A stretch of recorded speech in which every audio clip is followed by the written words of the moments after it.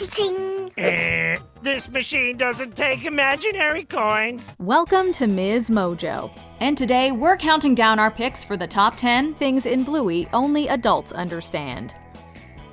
Number 10. Alone time for parents. Those with children as young as Bluey and Bingo rarely have a minute to themselves. So sometimes they have to actively carve that time out. That's what Chili does in Sheepdog. She asks for 20 minutes where she's left alone, which her husband does his best to protect. Because Mom says I just need 20 minutes when no one says anything to me. Minding kids is a tiring job, and carers deserve breaks. After all, balancing childcare with other responsibilities like a career and domestic duties can sometimes be too much. Number 9. Raiders. In Yoga Ball, Bingo and Bluey ask for an old favorite. For the girls, it's just running away from a ball, but to their dad, it's Raiders. As an 80s kid, Indiana Jones is firmly within Bandit's frame of reference. The adult audience will recognize the nod to Raiders of the Lost Ark, even if it goes over the kids' heads. It's a throwaway reference, but a perfect fit for Bandit's fun dad persona. Number 8. Getting out the door. Anyone who's tried to wrangle children out the door before understands just how difficult a task it is, made increasingly challenging the more kids there are. Bluey and Bingo's mom does her best to get the girls ready to go to the park, but they have a hard time following directions and keep getting distracted. They notably decide it's the perfect moment to play Sticky Gecko, much to Chili's dismay. We're not going to the park. We're just staying here then. Before ultimately mastering the situation. Watching this as adults, we feel bad for putting our own parents through this sort of thing in the past. Number 7. Chili's Implied Miscarriage. The writing in Bluey can be very subtle for a show aimed mostly at preschoolers. For example, some viewers think that Granddad Bob may be suffering from dementia. Another blink and you'll miss it moment implies that Chili may have lost a baby before Bluey. The girls are putting on a show of their parents' life together, and Bingo wears a balloon under her shirt to indicate pregnancy. When the balloon pops, there's a tense moment and Bandit grabs Chili's hand. It's brief, but the inclusion of this unexpected reaction seems to suggest a possible miscarriage. Number 6. The 80s references in the flashback episode.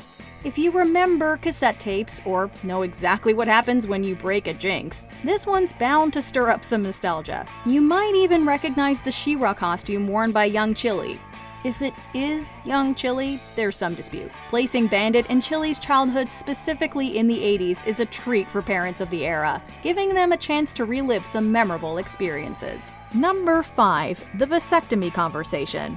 In a chat with Fido at a Father's Day barbecue, the two dads appear to be discussing the pros and cons of getting the snip. Do you want a boomerang, Fido? No, my boomerang supplies are plentiful. Well, what am I going to do with this boomerang? Since they're dogs, presumably the official term is neutered. Chili may be unsure about such a big decision, but by the next episode it seems she's made her mind up. In Bedroom, the family are clearing out the old nursery. In the US broadcast, however, the conversation between the dads was subtly altered so that they're discussing having teeth removed instead. But I love my dog teeth. I don't know. What if one day I just want to bite someone? Number 4. New Year's Hangover. It's been a big new year for the Healer parents.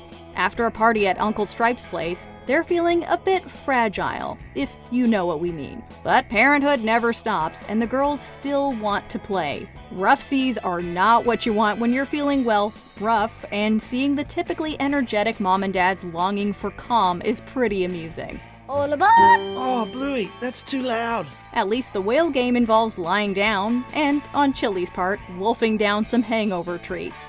Number 3. Evolution, religious undertones, and IKEA furniture. Bluey and Bingo's game replicates evolution and the development of human society, concepts that can be found in high school curriculums. The sisters play as mother and child, progressively getting older until Bingo's character is ready to go off alone. Bluey's ascent up the stairs is thought to signify death, and her afterlife has religious undertones. It's not uncommon for kids to learn simplified versions of these complex topics, but those of us with more years under our belts tend to have a better understanding of them. This is heaven. Number 2. Brandy's Implied Infertility. We wouldn't typically expect a children's show to tackle the complicated topic of infertility, but Bluey does so beautifully in onesies. Things are kept vague and probably go over the heads of younger audiences.